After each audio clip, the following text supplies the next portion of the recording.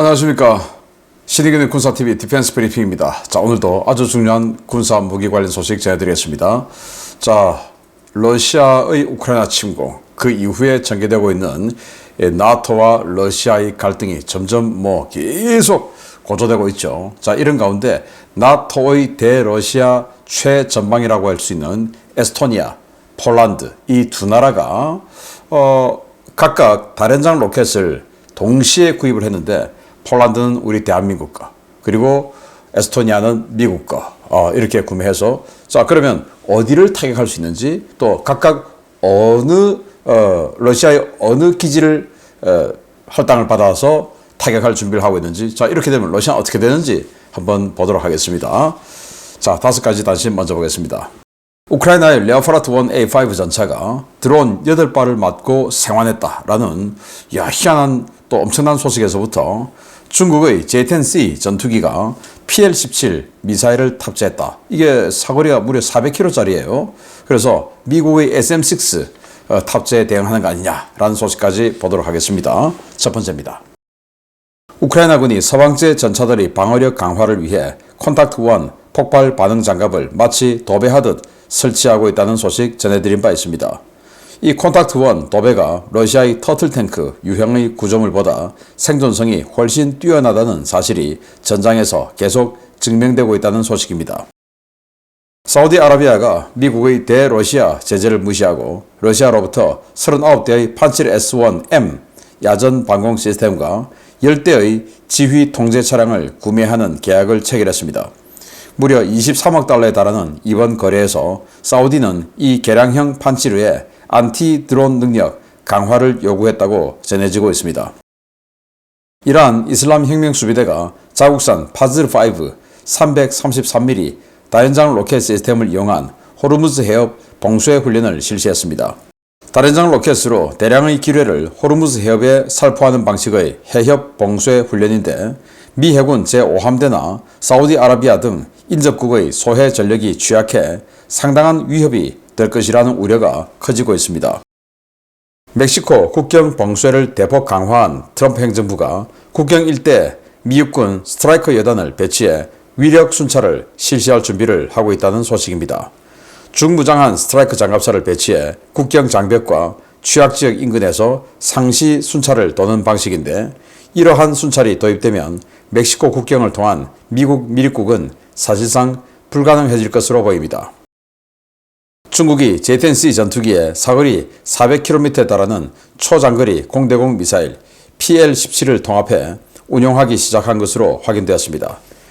J-10C의 레이더 탐지거리를 감안했을 때 조기 경보기와 연동해 운용할 것으로 예상되는데, 아무래도 최근 미 해군의 수4의 전투기들이 SM-6를 탑재한 것을 의식한 조치로 풀이됩니다. 네, 이 형상을 알 수 없는 이 전차가 바로 레오파르트 1A5입니다. 레오파르트 1 전차는 이 포탑이 조금 유선형으로 생기고 또 덩치도 작고 그렇죠. 그런데 자, 이거는 레오파르트 2A4나 아니면 인도의 아준 전차나 이런 것처럼 두부형 이런 수직 장갑 형태의 모습으로 보이는데, 사실은 이 내부는 경사 장갑이에요. 실제 포탑은. 그걸 이제 이런 식으로 완전히 그냥 콘탁트 1으로 정말 빈틈없이 전방향을 빼곡하게 둘러버렸습니다. 자, 이러다 보니까 지금 이제 영상 보시는데요. 러시아 드론이 쫙 날아와서 8발을 때렸는데 정면에 3발, 그리고 왼쪽 측면, 후방 여기에 각각 1발 해서 5발 맞았죠. 그리고 잠시 섰습니다. 서고 나서 다시 출발하려 했는데 엔진룸 쪽에 후방에 와서 이제 또 3발 드론이 날아와서 때렸는데, 그리고도 시동 걸고 와서 기지로 무사히 복귀했다고 합니다. 자, 이런 거 보면 러시아가 자기들 철판 갖다 붙여서 거북이 등짝처럼 터틀탱크 만들고 코프 케이지 어마어마하게 만들고 했는데, 제일 강력한 방어력은 결국 폭발 반응 장갑을 빈틈없이 그냥 양사방 그리고 이 상부까지 딱 그냥 도배를 해버리는 것이 제일 강력한 방어력이다. 드론에 대해서는 이 드론의 공격은 주로 이제 성형 자격탄이니까 그런 것들에 대해서 이렇게 폭발 반응 장갑이 효과가 좋죠. 그래서 드론의 공격에 대해서는 이 폭발 반응 장갑 싸구려라도 지금 콘탁트 1이니까 싸구려라도 이게 최고다라는 것을 우크라이나가 보여주었습니다. 사우디아라비아가 러시아의 판치르 S1M M자가 붙으면 다 이제 개량형이란 말이죠. 자, 이걸 39대를 발주했는데 이 발주액은 23억 달러. 여기에 39대하고 10대의 지휘 통제 차량하고 패키지로 해서 23억 달러. 그러면 뭐 지휘 통제 차량 얼마 안 하니까 뭐 같이 한 세트라고 보고 대당 5,900만 달러. 우리 돈으로 한 850억. 그러니까 이 전쟁 전보다 이 판치르의 가격이 거의 뭐 한 2배 가까이 올랐다. 이렇게 볼 수 있는 한 500억 정도 했죠. 그 정도로 요즘 무기 가격이 많이 올랐다라는 건데, 자, 정말로 많이 올라서 그러냐? 아니면 사우디아라비아는 이런 무기 거래하면서 요즘 미국하고 관계 개선 중인데도 불구하고 러시아 무기를 도입한다라는 것은 여기에 또 주고받고 하는 알야마마가 동원되지 않았을까라는 추측도 가능합니다. 자, 이란이 자기들이 가지고 있는 333mm짜리 완전히 대구경 방사포죠. 다른장 로켓 이걸 활용해서 여기에다 기뢰 몇 발 집어넣고 그래서 이제 호르무즈 해협 쪽에 살포하는 훈련을 했습니다.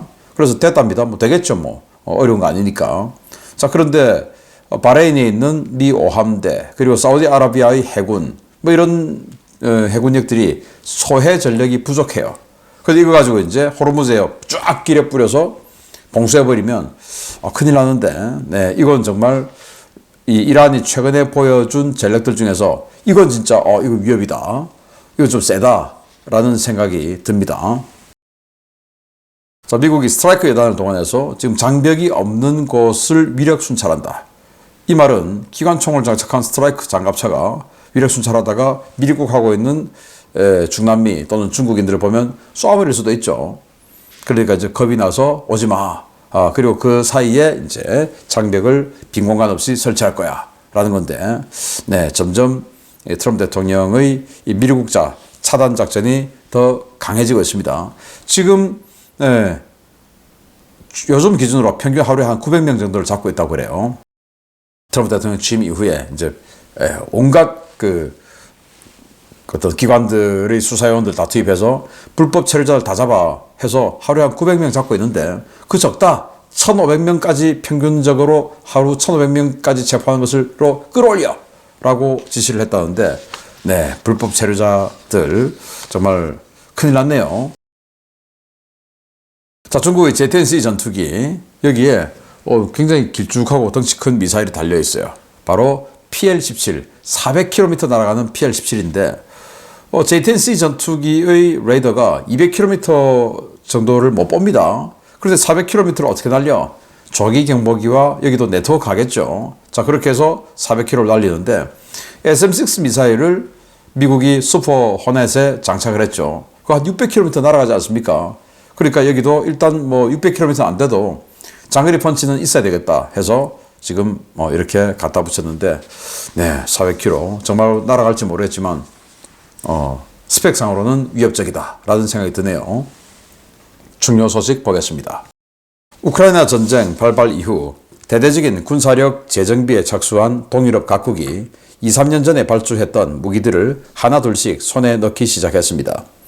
발트 연안의 러시아 핵심 전략 거점들을 사정권에 두는 나토의 새로운 강펀치들이 속속 배치되면서 러시아의 시름이 깊어지고 있습니다. 에스토니아 정부가 지난 2022년에 발주한 미국제 M142 하이마스 고기동 다른장 로켓 시스템 6문을 인수해 전력화 준비 작업에 들어갔으며 이 시스템 도입으로 러시아 상트페테르부르크가 타격권에 들어가게 됐다고 현지 언론들이 일제히 보도했습니다. 에스토니아는 지난 2022년 7월에 약 2억 달러의 비용으로 하이마스 6문과 GMLRS ER 포드 36개, 단일 탄두 방식의 M57 에이테킴스 미사일 18발을 패키지로 구매했는데요. 이번에 인도된 물량은 에스토니아가 발주했던 발사 차량과 탄약이 모두 포함되어 있었습니다. GMLRS ER은 사거리 150km의 정밀 유도 로켓으로 에스토니아 국경지대에서 발사할 경우 러시아 상트페테르부르크 전역이 사정권에 들어오는데요.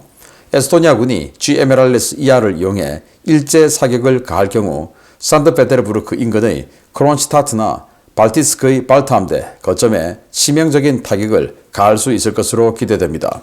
에스토니아가 미국산 하이마스를 인수한 시점에 폴란드도 한국에 발주한 호마르 K 다른장 로켓 시스템 추가 물량 18문을 인수해 남동부 노바덴바에 주둔하는 제18기계화 사단 포병연대 배치했습니다. 호마르 K는 한국의 천무 다른장 로켓 시스템을 폴란드 현지에서 생산하는 젤츠 트럭과 결합한 현지화 버전인데요. 폴란드는 이번 배치 물량에 한국산 CTM-290 전술 탄도미사일이 포함되어 있다고 밝히며 이 미사일을 탑재한 호마르 K 운용 영상을 공개했습니다. 폴란드군의 CTM-290 미사일은 러시아 발트 함대 핵심 거점인 칼리닝그라드 전역은 물론 러시아 위성국가로 전락한 벨라루스의 수도 민스크를 사정권에 두고 있어 러시아와 벨라루스에 대한 강력한 억제력으로 활용될 것이라는 기대가 커지고 있습니다. 일주일 사이 에스토니아와 폴란드의 하이마스와 호마르 K가 연이어 배치되면서 나토의 전방 화력은 탈냉전 이후 최고 수준으로 향상됐는데요. 아직 발틱 3국과 폴란드의 포병 무기 증강은 시작 단계에 불과해 러시아의 시름은 갈수록 깊어질 것으로 보입니다. 네, 이게 에스토니아가 받는 하이마스입니다. 하이마스 6문에 GMLRS 퍼드 6개들이죠. 그거 이제 36개. 그래서 6문이 GMLRS 6번 쏠 수 있는 그 탄을 확보를 했다. 뭐 에스토니아는 그냥 러시아하고 붙어 있으니까 개전 초반에 그냥 한 번에 쏘고 장렬하게 전사하는 그건가. 그래서 자기네들 일단 6번 쏘고 뭐 또 추가 구매 좀 있겠죠. 그리고는 이제 그 이후에는 독일에 있는 그 미군을 비롯한 이 군수사령부에서 갖다 주는 뭐 이런 배치가 아닌가라고 생각이 되고요. 자, 이 GMLRS 36개 포대 그리고 또 에이테킴스 18발. 에이테킴스는 또 이제 6문이니까 한 문당 3번 쏠 수 있는 거. 그리고 GMLRS는 6번 쏠 수 있는 거. 그거 이제 딱 개전 초 물량으로 샀다라는 거고. 자, 이렇게 인수 행사를 하는데 GMLRS는 150km, 에이테킴스는 300km 날아가죠. 자, 그렇게 해서 상트페테르부르크를 봉쇄할 수 있는 능력을 가지게 됐다라는 거고. 폴란드는 제18기계화 사단, 폴란드 수도 바르샤바 인근을 방어하는 수도 방어 사단이죠. 미국의 M1A2 전차가 배치되어 있는 바로 그 사단에 이렇게 한국의 천무 다른장 로켓 시스템 그리고 차체는 이 폴란드 국산 잘츠 트럭이라는 걸 하나로 가지고 와서 거기서 만들어 준 거예요. 이거는 이제 천무하고 똑같고 여기에 보시다시피 이렇게 CTM-290 우리 KT즘 탄도미사일이죠. 단거리 탄도미사일. 그것까지 이렇게 해서 패키지로 지금 18문을 받았다라는 건데 자, 이런 것들을 이렇게 그 보면 CTM-290 호마르 K 폴란드에 이렇게 배치되면 이렇게 앞에 있는 칼리닝그라드 뭐 전역이 다 들어오고요. 뭐 이건 CTM-290 아니라 그냥 230mm 로켓탄 쏴도 칼리닝그라드 발트 함대 본거지죠. 여긴 다 타격할 수 있고 벨라루스의 수도 민스크 안에 들어오죠. 그래서 벨라루스의 수도까지 탄도미사일로 타격할 수 있는 능력을 폴란드는 가지게 됐고 에스토니아 여기 있죠. 그리고 이 안에 산트페테르부르크 있지 않습니까? 여기는 이 바다를 핀란드만이라고 하는데 이 핀란드가 우리 K9 자주포 샀죠. 또 에스토니아 우리 K9 자주포 샀죠. 그리고 이번에 하이마스 샀죠. 하이마스로 이렇게 GMLRS로 산트페테르부르크 타격할 수 있어요. 그리고 더 넓게 에이테킴스 미사일로 또 다 타격할 수 있죠. 그리고 이 두 나라가 다 우리 K9 샀으니까 이번에 이집트가 K9 가지고 대함 타격하는 훈련 했지 않습니까? 성공했죠. 그래서 이 핀란드의 K9, 에스토니아의 K9으로 또 이 핀란드만을 봉쇄할 수 있는 함정을 봉쇄할 수 있는 이런 능력을 가지게 됐죠. 그래서 이제 러시아를 점점 압박하는 이런 나토의 전력이다 라는 소식을 전해드리면서 마치겠습니다. 감사합니다.